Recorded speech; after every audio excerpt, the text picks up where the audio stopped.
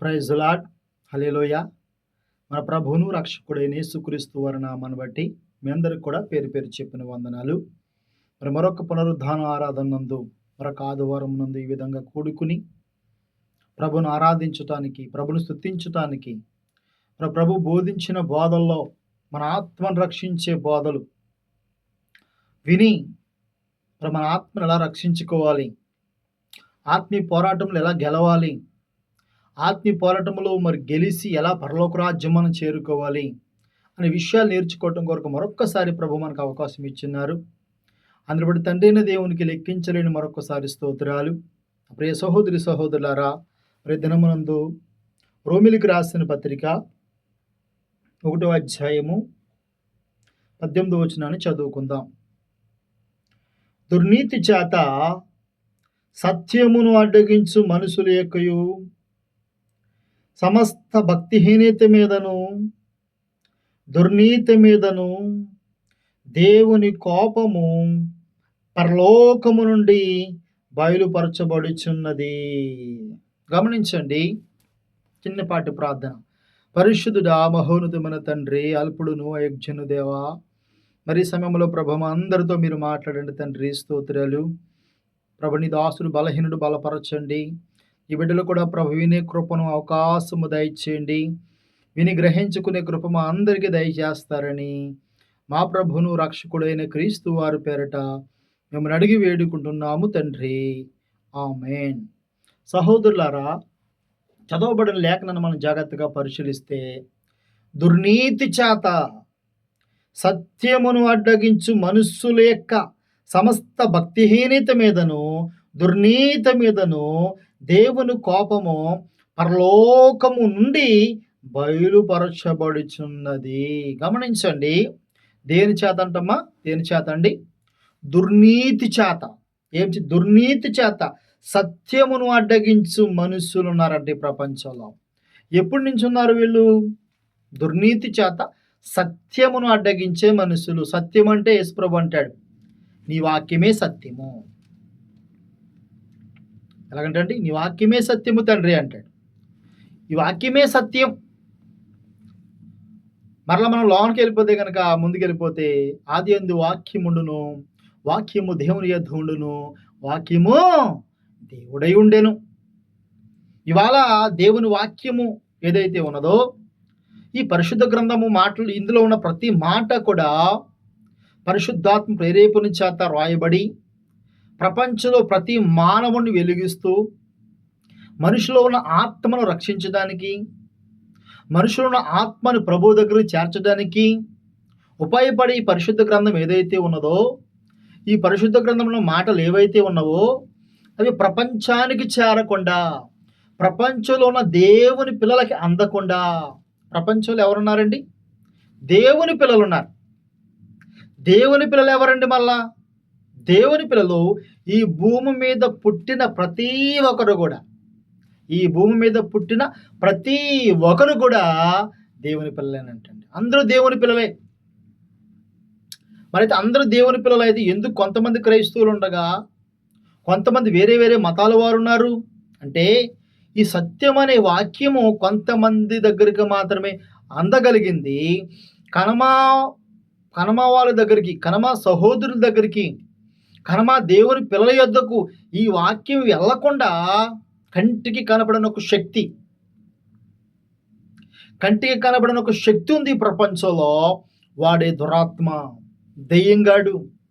వాడు కొంతమంది మనుషుల్ని ఏర్పరచుకుని, కొంతమంది మనుషుల్లో వాడు ప్రవేశించి వారి ద్వారా సత్యమును అడ్డగిస్తూ ఉన్నాడు అపవాదిగాడు.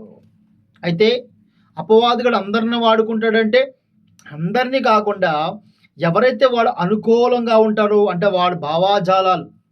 కొంతమంది చూడండి, వాడు భావాజాలం ఎలాగుంటుందంటే, పక్క వ్యక్తిని కెట్టనివ్వడు, మూర్ఖ స్వభావం, రక్త సంబంధిని కెట్టనివ్వడు, గ్రూపులో పక్కవాడిని కెట్టనివ్వడు.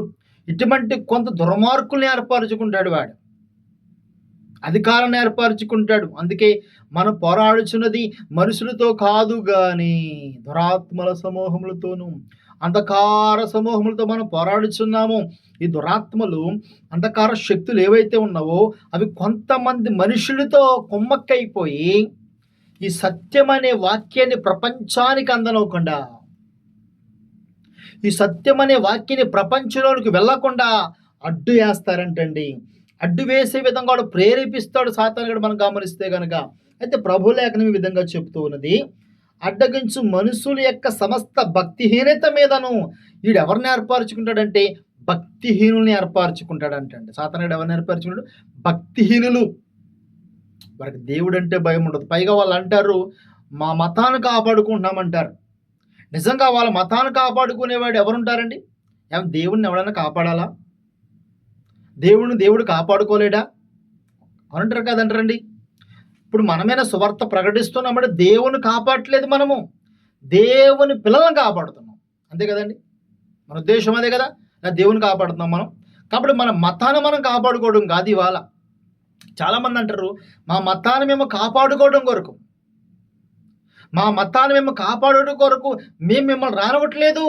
మన వైజాగ్ ప్రాంతంలో చూశాను నేను. వైజాగ్ అనే ప్రాంతంలో కొంతమంది క్రైస్తవ సహోదరులు మరి చాలా ఉందాగా ఉన్నారు. మరి జాబులు చేస్తున్నవారు వాళ్ళు. మరి వాళ్ళ కొన్ని ప్రాంతాలకు వెళ్ళి వాళ్ళ జాబు వాళ్ళు చేసుకుంటూ వాళ్ళ బ్రతకొచ్చు. వాళ్ళ జాబు వాళ్ళు చేసుకుంటూ ఆదివారం ప్రార్థనకు వెళ్ళి వాళ్ళ బ్రతుకు వాళ్ళు జీవించవచ్చు. కానీ క్రీస్తు ప్రేమ వారిని బలవంతం చేసింది. క్రీస్తు ప్రేమ వారిని బలవంతం చేస్తున్నందున, క్రీస్తు ప్రేమ ప్రతిరోజు వాక్యం ద్వారా వాళ్ళతో మాట్లాడుతూ ఉంటే వారు మరి దేవుని పిల్లలకు దేవుని వాక్యాన్ని అందాలని వాళ్ళకు ప్రాంతాలకు వెళ్ళారు. ఆ ప్రాంతం వైజాగ్ అనే ప్రాంతం. ఆ వైజాగ్ ప్రాంతంలోనికి వెళ్తూ కొంతమంది, అందులో కొంతమంది కూడా ఒక్కడే ఉన్నాడండి. ఎంత భయంకరంగా దెబ్బలాడుతున్నాడంటే అక్కడ చాలామంది ఉన్నారు క్రైస్తవులు. ఒకే ఒక వ్యక్తి భయంకరంగా ఆ కలరు పట్టుకుని, జుట్టు పట్టుకుని దెబ్బలాడేస్తున్నాడు. యువతల వ్యక్తి చాలా ఓపికగా, సహనంగా సమాధానం చెబుతూ ఉన్నాడు. ఇక్కడ గమనించండి, మళ్ళా చదువుతున్నాను.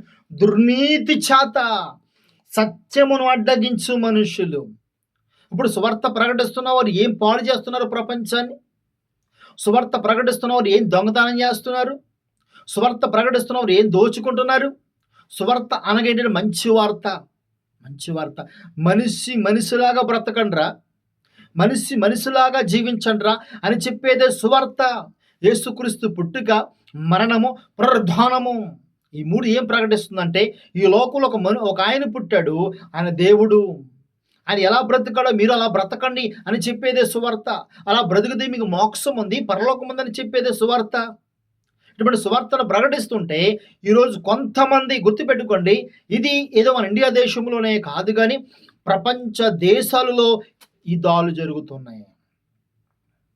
ప్రపంచ దేశములో దుర్నీతి చేత సత్యమును అడ్డగిస్తున్నారు చాలామంది కూడా. గ్రంథ లేఖనం చెప్తున్నది. ఇది ఎప్పటి నుంచి సార్? ఎప్పుడు నుంచి జరుగుతుంది అంటే ఎప్పటి నుంచో, ఈనాటి నుంచి కాదండి. ఈ సత్యమును అడ్డగించే దుర్నీతి అనేది, ఈ అడ్డగించే విధానం అనేది ఈనాటి నుంచి కాదండి. ఇది ఒకసారి మరల వద్దాం ఇక్కడికి. రాజుల రెండవ గ్రంథము, రాజుల రెండవ గ్రంథము, రాజుల రెండవ గ్రంథము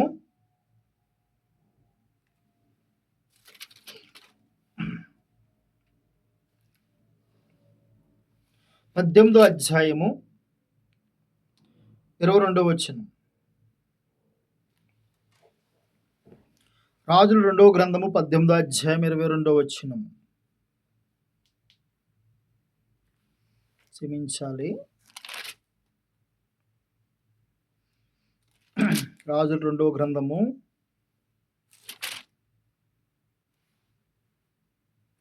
మొదటి రాజులు, క్షమించాలండి, మొదటి రాజుల గ్రంథము 18వ అధ్యాయం, మొదటి రాజుల గ్రంథము 18వ అధ్యాయం 22వ వచనం. అప్పుడు ఏలియా, యెహోవాకు ప్రవక్తలైన వారిలో నేను ఒక్కడనే శాసించి ఉన్నాను. అయితే బయలునకు ప్రవక్తలు 455 మంది ఉన్నారు.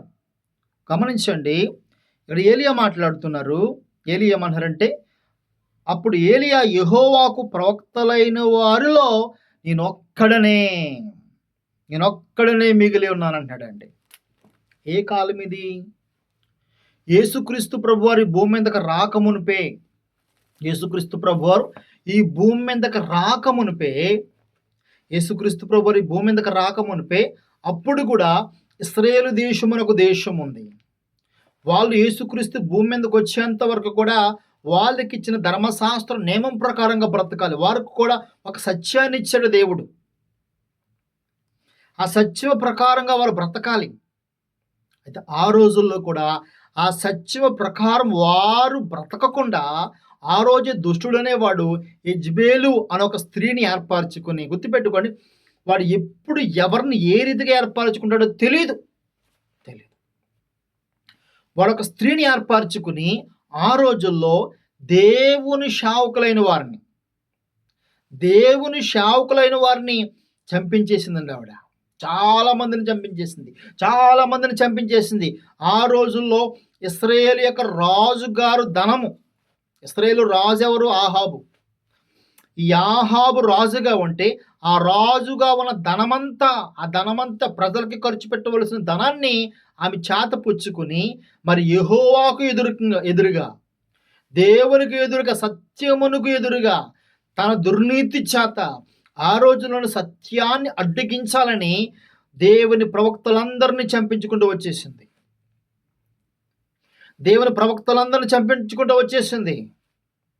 ఆఖరికి ఏలియా అంటున్నాడు, నేను ఒక్కడే ఉన్నాను అంటున్నాడండి. అంటే ఆ యెజ్బేల్ అనేది ఎంత దుర్మార్గురాలంటే, ప్రజల్ని పరిపాలించవలసిన ఆమె ప్రజలను పరిపాలించకుండా దేవుడి మీద పడ్డదండి. దేవుడిని తప్పుదోవ పట్టించింది. నిజమైన దేవుణ్ణి ఆరాధించకుండా చేసింది ఆమె. అయితే ఆమెని ఎవరు ప్రేరేపించుంటారంటారు? కంటికి కనబడిన ఒక శక్తి ఉంది. వాడే సాతానుగాడు, అపవాదిగాడు. వాడికి ఎవరైతే లోబడతారో వాళ్ళనే పట్టుకుంటాడు వాడు. ఆ రోజుల్లో యెజ్బేల్ని పట్టుకుని ఆమె ద్వారా దేవుని సేవకులందరినీ చంపించేశాడు. ఇది ఇప్పుడు జరిగింది కాదు, అప్పుడే చాలా క్రితం యేసుక్రీస్తు కంటే ముందు జరిగిన చరిత్ర ఇది. అయితే ఆ చరిత్ర మనం జాగ్రత్తగా చూసుకుంటే బాగుంది, చంపించేసింది. కొంతకాలం అయిపోయాక ఆ దేశంలో జరిగిన ఎంత భయంకరమైన పరిమాణాలు జరిగాయంటే తినటానికి తిండి లేకుండా అయిపోయింది దేశం అంతా కూడా. కారణము దేవుని ఉగ్రత. మనం అదే చదువుకున్నాం ఇందాక. ఒకసారి చూడండి, దుర్నీతి చేత సత్యమును అడ్డగించు మనుషుల యొక్క సమస్త భక్తిహీనత మీదను, దుర్నీతి మీదను దేవుని కోపము పరలోకము నుండి బయలుపరచబడుచున్నది. ఎవరైతే దేవుడే సత్యం అండి. ఈరోజు యేసుక్రీస్తు ప్రభుని ప్రపంచమంతా మేము ప్రకటిస్తూ ఉంటే, యేసుక్రీస్తు ప్రభుని ప్రపంచమంతా మేము చాటిస్తూ ఉంటే, ఇది ధనం కోసం చేస్తున్నది కాదు, డబ్బు కోసం చేస్తున్నది కాదు. గుర్తుపెట్టుకోండి, ధనము కోసం, డబ్బు కోసం అయితే నిజంగా మీరు అనుకున్నట్లయితే ఎవరో పేదవారు చేయాలి పని.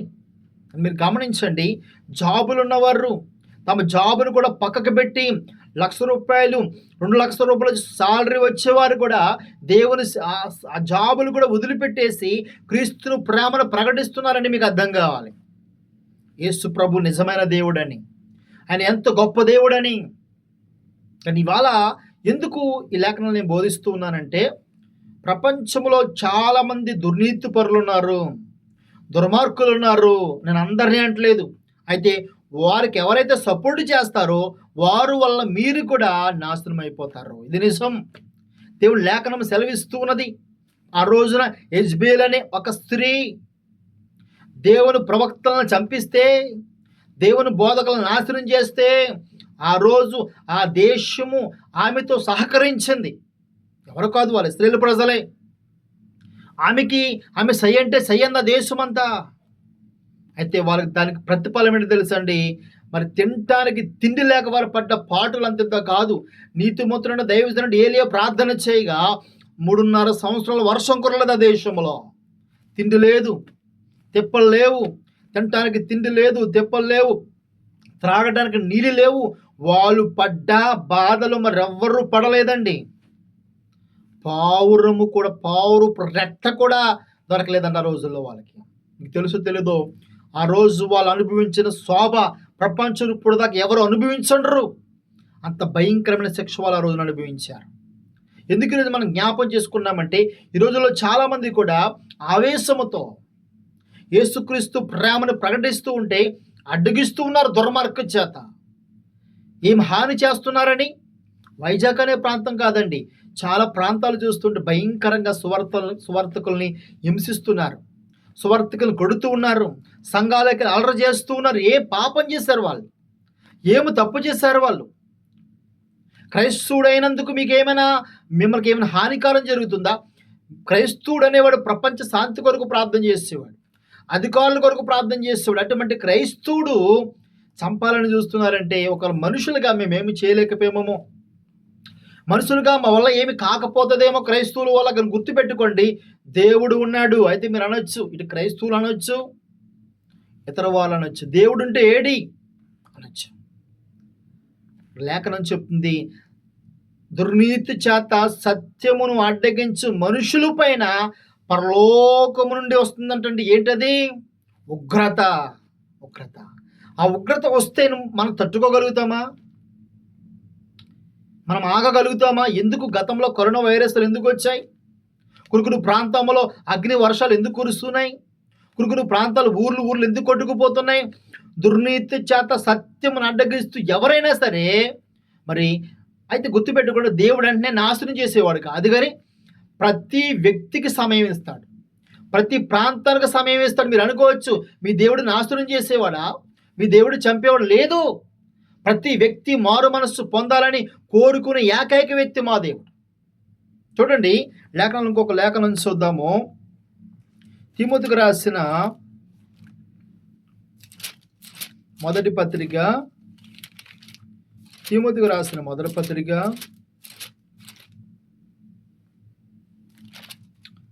5వ అధ్యాయము 24వ వచనం.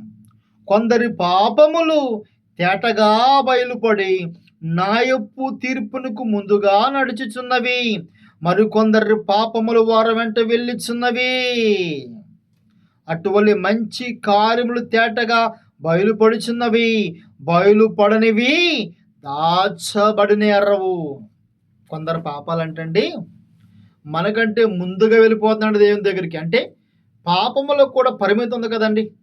కొంతమంది నిజమే, ఇప్పుడు వేరే దేవుని గురించి చెప్తే ఒక దేవుని నమ్మునోరు బాధ కలుగుతుంది, సహజమే, కాదనట్లేదు. మా ఊరికి రావద్దు, తప్పులేదు చెప్పడం, మాకు సువార్త ప్రకటించొద్దన్న కూడా తప్పులేదు.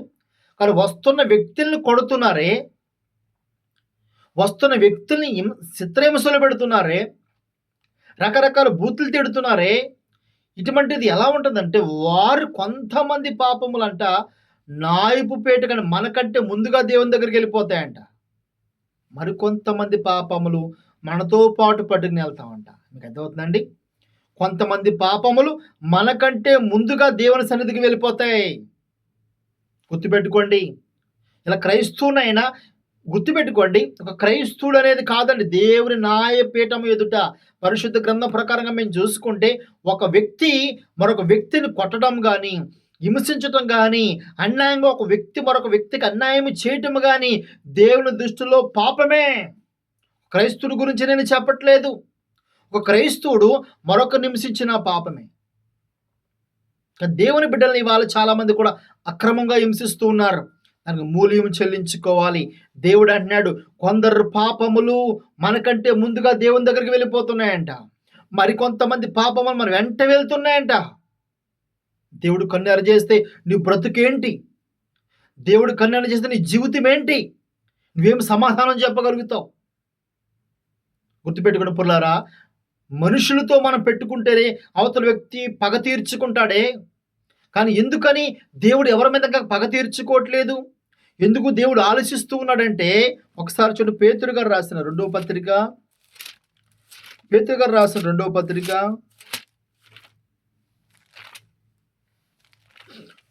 3వ అధ్యాయం 9వ వచనం. కొందరు ఆలస్యమని ఎంచుకున్నట్లు ప్రభు తన వాగ్దానము గురించి ఆలస్యము చేయవాడు కాడు, కానీ ఎవడును నశింపవలని ఇచ్చేంపక అందరూ మారు మనసు పొందవలని కోరుచు మీ ఎడల దీర్ఘశాంతము గలవాడై ఉన్నాడు. ఎందుకని దేవుడు ఈరోజు క్రైస్తవులను హింసిస్తున్నా, క్రైస్తవులు కొడుతున్నా, ఇదొక పార్ట్ అయితే ఒకటి క్రైస్తవులను హింసిస్తున్నారు, క్రైస్తవులు కొడుతున్నారు, క్రైస్తవులను భయంకరంగా అనేక విధాలుగా దాడులు చేస్తున్నారు, చంపుతున్నారు కూడా. ఇది ఒక భాగం. రెండో భాగం ఏంటంటే మనిషిని చంపుకుంటున్నారు. దీనికి మళ్ళీ క్రైస్తవులతో పని లేదు. మనిషిని దోసుకుంటున్నారు, మనిషికి మోసం చేస్తున్నారు, మనిషికి అన్యాయం చేస్తున్నారు. రెండు చెప్పాను మీకు. ఒకటి క్రైస్తవుల మీద దాడి, రెండు మనిషి మీద దాడి. నిన్న మొన్న చూసుకున్నాం. మరి పనికిమాల సన్నాసులు కాశ్మీర్ ప్రాంతంలోకి వచ్చి మతము పేరు చెప్పి చంపారంట. మరి వాళ్ళు వదిలిపెడతాడా దేవుడు? దేవుడు ఒక్కడే. ఎవరిని హింసించి, ఒకవేళ క్రైస్తవుడే మరొక వ్యక్తిని చంపాడు అనుకోండి, క్రైస్తవుని దేవుడు వదిలిపెడతాడనుకుంటున్నారా? విడిచిపెడతాడనుకుంటున్నారా? క్రైస్తవును కూడా దేవుడు విడిచిపెట్టడు. తప్పు చేస్తే ఎవడైనా ఒకటే, ఆయనకి ఎవడైనా ఒకటే. గుర్తుపెట్టుకోవాలి. ఈ ప్రపంచంలో ఉన్న ప్రతి బిడ్డ దేవుని బిడ్డ. ఇది మేము ప్రకటిస్తున్న బైబిల్ ప్రకారంగా. మీరు బోధిస్తున్న ఎన్ని మతాలైనా మీరు బోధించుకోవచ్చు, మీరు అనేక విషయాలు చెప్పొచ్చు. కానీ మా బైబిల్ చెప్తున్నది మనిషి ఒక్కడి నుంచే వచ్చాడు, మనిషి దేవుని కుమారుడు, ఒక్కడే దేవుడు. ఆ దేవుని కుమారుల్ని ఎవరు నాశనం చేసినా, మొదటిది క్రైస్తవులు ఎవరు హింసించినా, క్రైస్తవులు జోలికి ఎవరు వచ్చినా దానికి శిక్ష అనుభవించవలసిందే.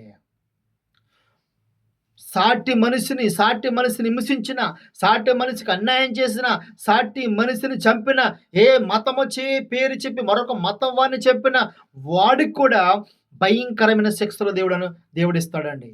అయితే ఎప్పుడు ఇస్తాడు సార్ అంటే, ఇందాక చెప్పాను కదండి, కొందరి పాపములు మనకంటే ముందుగా పోతున్నాయి దేవుని దగ్గరికి. అంటే కొన్నిసార్లు చేసిన తప్పుకి వెంటనే శిక్ష చేస్తాడు దేవుడు.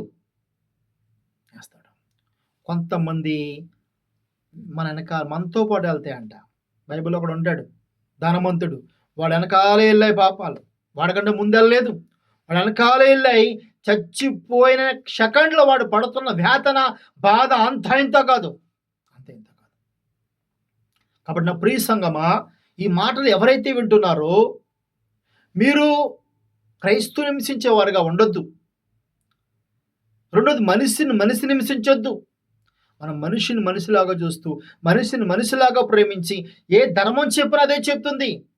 కానీ మేము చెప్పేది ఏంటంటే, ఒకటి మనిషిలాగా చూసి, మా పరిశుద్ధ గ్రంథ ప్రకారంగా మేము ఏం చెప్తున్నాం, క్రీస్తును ప్రేమని ప్రపంచమంతా పంచటమే మా జయం, మా ఉద్దేశం.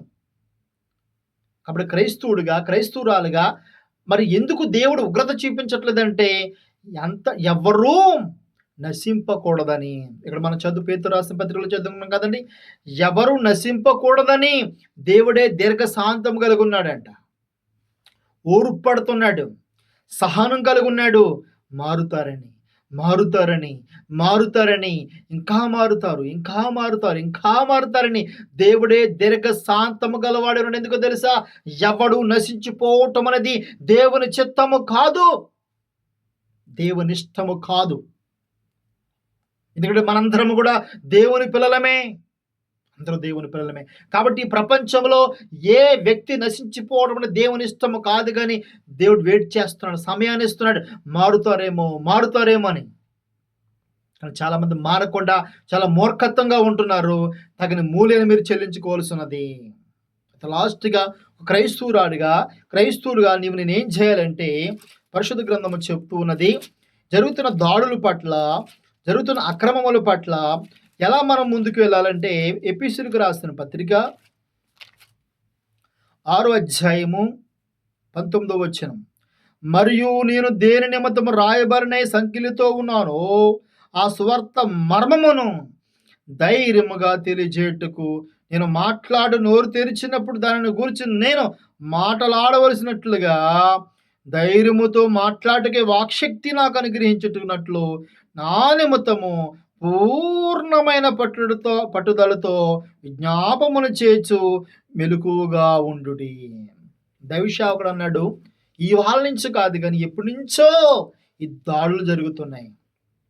సత్యాన్ని ప్రపంచంలోకి వెళ్ళకూడదని, సత్యమని వాక్యము ప్రపంచంలోనికి వెళ్ళకూడదని ఆ రోజు యేసుక్రీస్తు ప్రభు వారిని చంపాలని చూస్తారు, చంపేశారు. తర్వాత ఆయనతో పాటు 12 మందిని చంపేశారు. ఎవరెవరిని చంపేశారు? యేసు ప్రభు వారిని చంపేశారు. గుర్తుపెట్టుకోండి, యేసు ప్రభు గారిని మనం చంపినా చంపకపోయినా మీరు వాళ్ళు చంపకపోయినా ఆయన చచ్చిపోతాడు. ఆయన ఎందుకంటే ఆయన చావడానికే వచ్చాడు. కాబట్టి ఆయన మేము పక్కకు పెడితే యేసు ప్రభు వారి తర్వాత ఉన్న 12 మంది శిశువులను కూడా చంపేశారు. వాస్తవానికి సావలసిన రూల్ లేదు. వాళ్ళు వాళ్ళు 100 ఏళ్ళు బ్రతికి సువార్త ప్రకటించి సంతోషంగా మరణించాలి. వాళ్ళు అర్ధాయుష్ ముగించేశారు. వాళ్ళు అక్రమంగా ఆయుష్ తీరకుండా చంపించేశారు వాళ్ళని. ఆగిందా? 12 మందితో మొదలైన క్రైస్తవత్వం అనేది, క్రైస్తవు అనగా రాజ్యం. ఈ రాజ్యము 12 మందితో మొదలైంది. ఇవాళ 400 కోట్ల మంది అయిపోయారంటే క్రైస్తవులు. ఎలాగైపోయారు?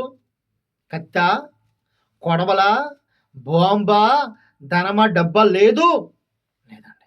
ప్రేమ, క్రీస్తు ప్రేమ ప్రపంచాన్ని మార్చింది. క్రీస్తు ప్రేమ ప్రపంచాన్ని ఆకర్షించింది. ఎందుకంటే ఇది సత్యం.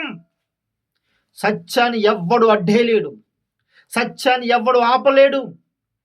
పౌలు గారు అంటున్నాడు, ఇదిగో నేను, ఆ రోజుల్లోనే పౌలు గారు వాక్యం ప్రకటిస్తుంటే సంకిల్లి వేశారంట, జైల్లో పెట్టారంట, హింసించారంట. పౌలు అంటున్నాడు, నా నిమిత్తము ప్రార్థన చేయండి. నేను ఎందుకు బంధించబడ్డానో తెలుసా? నేను ఎందుకు నన్ను చెరసాల్లో వేశారో తెలుసా? నన్ను ఎందుకు పట్టుకుని చెరసాల్లో వేయించారంటే నేను దేవుని వాక్యం ప్రకటిస్తున్నానని, సత్యాన్ని ప్రపంచానికి తెలియజేస్తున్నానని. ఈ సత్యము ప్రపంచానికి వెళ్లకుండా నన్ను బంధిస్తున్నారు. తనకు ప్రధానమైన కారణము అపవాదిగాడు. ఎందుకంటే మనుషుల్ని నుంచి మనం కాపాడబడాలంటే రాజకీయం అండ కావాలి కదండి. ఒక మనిషి నుంచి మనం కాపాడబడాలంటే రాజకీయ అండ కావాలి, పోలీసులు అండ కావాలి, అంతే కదండి. మరి సాతాను గారి నుంచి మనం తప్పించుకోవాలంటే, ఎందుకంటే దీని కర్త కర్మ క్రియ వాడే కదా. అందుకే పౌలు అంటున్నాడు, నేను ధైర్యముగా బోధించినట్లు, ధైర్యముగా సువార్త చెప్పినట్లు నా నిమిత్తము పట్టుదలతో ప్రార్థన చేయండి. ధైర్యముగా నోరు తెరిచి వాక్యాన్ని బోధించాలి నేను. ఎందుకంటే నేను వాక్యము చెప్పకుండా అనేకమైన ఆటంకాలు, అనేకమైన సమస్యలు, కాబట్టి నా నిమిత్తం పూర్ణమైన పట్టుదలతో ప్రార్థన చేయమని సంఘానికి ఆజ్ఞాపిస్తున్నాడు పౌలు గారు. ఈరోజు క్రైస్తవుడా, క్రైస్తవురాలా, ఎవరి కోసం ప్రార్థన చేస్తున్నాం? ఇలా మనము చాలామంది ప్రార్థనలు ఎలాగుంటాయండి, పొద్దుట లేగిస్తారు, తుతు అంటారు, ఒక 2-3 అందరు నేను అనట్లేదు కానీ ఒక 2 నిమిషాలు మరి ఏదో ఏం చేస్తారో వాళ్ళకే తెలియదు, చేసి మళ్ళీ పనికి వెళ్ళిపోతారు. గబగబా పనికి వెళ్ళి పని చేసుకుని వచ్చి మరలా రాత్రి అయ్యేసరికి పడుకునే ముందు ఒక 2 నిమిషాలు. ఇదా ప్రార్థన అంటే? ప్రార్థన యొక్క విలువ తెలియట్లేదు ప్రపంచానికి. ప్రార్థన దేనికోసం చేయాలి? ప్రార్థన ఎవరి కోసం చేయాలి? ప్రాముఖ్యంగా భక్తుడు చెప్తున్నాడు, సేవకుడు చెప్తున్నాడు, నా నిమిత్తము పట్టుదల కలిగి ప్రార్థన చేయండి. ఈ వాక్యం బంధించి ఉండకూడదు. ఈ సత్యము ప్రపంచానికి వెళ్ళాలి. ఈ వాక్యం ప్రపంచ దేశాలకి పాకాలి. ఈ వాక్యం ద్వారా అనేక మంది రక్షింపబడాలంటే మీ అందరి ప్రార్థన నాకు కావాలని ఆజ్ఞాపిస్తున్నాడు దైవ సేవకుడు. మరి ఎవరి కోసం ప్రార్థిస్తున్నాం మనం? మోకరించి ఎవరి కోసం ప్రార్థన? మన సమస్యల కొరక, మన బాధల కొరక, మన కష్టాల కొరక. దేవుడు చెప్పాడు, ఇదిగో నా నీతిని, నా రాజ్యాన్ని మీరు వెతికితే మీకేమి కావాలని ఇస్తానని చెప్పాడు. దేవుని రాజ్యం వ్యాప్తి చెందాలంటే నీ పాత్ర ఏంటి? ప్రార్థన సహాయం చేస్తున్నావా? స్వార్థకుడికి ప్రార్థన సహాయం చేస్తున్నావా? ధన సహాయం చేస్తున్నావా? నువ్వు తోడుగా వెళుతున్నావా? వెళ్ళేవారిని పంపిస్తున్నావా? నీ నా యొక్క సలహాలేంటి? నీ నా పాత్ర ఏంటి? ఇవాళ ఎప్పటి బతుకువాడు బతుకుతూ ఇవాళ మనకు సత్యం వచ్చింది, మన ప్రేమను పొందుకున్నాం, మన సంతోషంగా ఉన్నాం, మన ఆనందంగా ఉన్నాం, మనము ఏ పరిస్థితులైనా బ్రతుకుతున్నాం.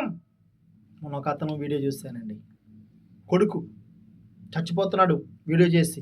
ఎందుకు చచ్చిపోతున్నారో బాబు అంటే వాడు చెప్తున్నాడు, మా అమ్మ వల్ల చచ్చిపోతున్నాడు. వాళ్ళ అమ్మ, వాడి జీవితానికి వాడి అమ్మే విలన్ అంటండి. వాడి జీవితానికి వాళ్ళ అమ్మే విలన్ అయిపోయింది అన్నాడు. ఆ కుర్రాడు అన్నాడు, మా అమ్మ వల్లనే చచ్చిపోతున్నాను, మా అమ్మ వాళ్ళు మా అమ్మ వాళ్ళే ఆత్మహత్య చేసుకుంటున్నారు. కారణం మా అమ్మ టార్చర్ పెడుతుంది నన్ను. నా భార్య నన్ను బ్రతకనివ్వట్లేదు. రకరకాల టార్చర్లు పెడుతుంది. చూసారండి? అంటే ఈ లోకంలో చాలామంది కూడా తల్లి వల్ల చనిపోతున్నారు, భార్య వల్ల చనిపోతున్నారు, భర్త వల్ల చనిపోతున్నారు, ఫైనాన్స్ వల్ల, డబ్బుల వల్ల, రకరకాల సమస్యల వల్ల ప్రపంచంలో చాలామంది చనిపోతున్నారు ఇవాళ. కారణము క్రీస్తు అనే దైవము వాళ్ళలోకి లేకపోతే, క్రీస్తుని వాళ్ళు పొందుకోలేకపోతే ప్రతి సన్నివేశానికి ప్రపంచం నాశనమైపోతుంది. అందుకే మనం మెలుకోవాలి. మనం పొందుకున్న సంతోషం, మనం పొందుకున్న ఆనందం ప్రపంచంలో ఇంకా అనేక మంది పొందుకోవద్దా? దీని నిమిత్తం నా త్యాగం ఏంటి? చాలామంది అన్నలు, తమ్ముళ్ళు, అక్కలు, తండ్రులు స్వార్థ ప్రకటిస్తానికి వెళ్తున్నారు. వాళ్ళని కొడుతున్నారు, వాళ్ళని తిడుతున్నారు. మరి నేను ఏం చేయాలి? చూసి కోపం తెచ్చుకోవాలా? రంకెలయ్యేలా కాదు. వారి కొరకు భారము కలిగి ప్రార్థన చేయాలి. ఫస్ట్ చెప్పాలి ఏం చేయాలమ్మా? భారము కలిగి ప్రార్థన చేయాలి. రెండవదిగా వారికి సాయి సహకారాలు అందించాలి. మనము వాళ్ళని ఆదుకోవాలి, వాళ్ళని ప్రేమించాలి, వాళ్ళ బాగోగులు మనం చూడాలి. ఎప్పుడైతే ఈ యొక్క ధోరణిలో మనం ఉంటామో గుర్తుపెట్టుకునే పిల్లలు, దేవుని ప్రేమ ప్రతి బిడ్డకి అందుతుంది. నేనేం చెప్తున్నానంటే అందరూ మారిపోతారనేది కాదు. దేవుని చిత్త ప్రకారము దేవుని ప్రేమ అందరికీ అందాలి. అప్పుడే దేవుని రాజ్యం వస్తుందంట. అప్పుడే ప్రభు 1000 దూతలతో వస్తాడంట. అప్పుడు దాకా దేవుని రాజ్యం అని దేవుడు ఈ లోకములు అడుగు పెట్టడు. ప్రియ సంగమా గమనించండి. మరి సత్యమును అడ్డగిస్తున్నారు. ఒకవేళ మీరు ఎవరైనా సరే ప్రేమపూర్వకంగా మేము చదివిస్తూ ఉన్నాం, ప్రేమపూర్వకంగా మేము చెబుతూ ఉన్నాం. దయచేసి దేవుని ఉగ్రతకు బలి కావద్దు. దేవుని ఉగ్రతకి మీరు చోటివద్దు. దేవుని చేతిలో పడుట బహుభయంకరం అన్నది బైబిల్. మనుషులు చేతిలో పడితేనే భయంకరంగా చంపుతున్నారు కదండి వాళ్ళు చాలామంది. అటువంటిది దేవుని చేతిలో పడితే నువ్వు తప్పించుకోగలుగుతావా? తప్పించుకోలేం. ప్రియ సంగమా, దయచేసి మనిషిని మనిషిలా ప్రేమిస్తూ, మనిషిని మనిషిలాగా ఆదరించి, ఇప్పుడు ఎవరు మతాన్ని వారు ప్రకటించుకోవడం తప్పులేదు. మీరు ఏ మతాన్ని నమ్ముకున్నారో ఆ మతాన్ని ప్రకటించుకోండి. ఇంటింటికి తిరగండి.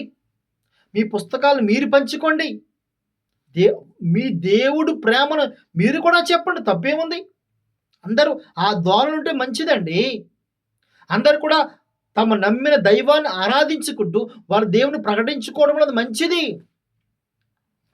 మనము రికార్డింగ్ డ్యాన్సులు ఏమంటున్నామా? వేరే ఏమని చేయమని చెప్తున్నామా? ఏ వ్యక్తి అయినా సరే దేవుడి విషయం పట్ల అజాగ్రత్తగా ఉండొద్దు. ఇవాళ ప్రపంచమంతా భయంకరంగా చెడిపోయింది. ఆ ప్రపంచం బాగుపడాలంటే దేవుడు కావాలి, దేవుని మాటలు కావాలి. దేవుడు లేకపోతే ప్రపంచం భ్రష్టు పట్టిపోతుంది, ఎందుకు పనికిరాదు. అందుకే వాళ్ళ క్రీస్తు సువార్తని ప్రపంచమంతా ప్రకటిస్తూ ఉన్నాం మేము క్రైస్తవులుగా. కాబట్టి నా ప్రియ సంగమా, దయచేసి క్రైస్తవులుగా మనం ప్రార్థన చేస్తూ, క్రైస్తవులు కానవారైతే ఈ మాటలు విని హృదయంలో నొచ్చుకోవడం కాదు కానీ ఆలోచించాలని కోరుకుంటూ నా మాటలు ముగిస్తున్నాను. మీ అందరికీ వందనాలు. మీ సహోదరుడు దానియేలు. వర్తమానమైన మీరందరూ కూడా మా కొరకు, మా పరిచయం కొరకు, సువార్త చేస్తున్న ప్రతి దైవసేవకుడి కొరకు ప్రార్థించాలని కోరుకుంటూ మీ అందరికీ కూడా వందనాలు.